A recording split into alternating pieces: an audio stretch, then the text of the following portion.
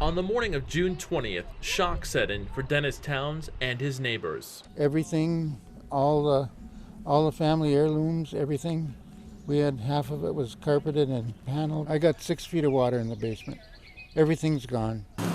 A day-long storm dropped 10 inches of rain. What was left behind, or wasn't, was indescribable. This morning it was like looking at the television, watching a major disaster on television someplace else. It's just a hard pill to swallow. At first, a deluge of confusion poured in as some were forced to pick up their lives and escape rising waters. Trying to figure out how to get back to home and work and when we can get back into the campground. You know, we didn't know if we're coming back to a house on the slab or if there was a house at all or what was here. The initial shock eventually wore off. Then the harsh reality set in. The trigger went off that it was bad when I looked down my basement stairs and I have water all the way to the top and I actually see my washer and dryer floating downstairs. We have our hot water heater and our furnace. Those were shot.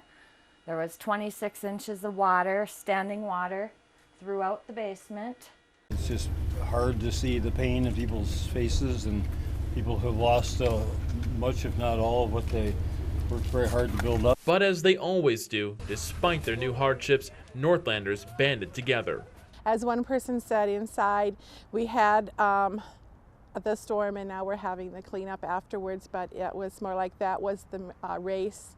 Now we're going to do the marathon. And the marathon began in earnest as the rivers began to rise. 27,000 sandbags have been filled over this whole process. Everyone's come together as a community for this tragic event. U.S. lawmakers touring the area took notice of the men and women who came together to help their neighbors, to help their communities. The spirit of northern Minnesota is never broken, and I think you see that every street corner you turn where people already want to volunteer and fix trails and get things done.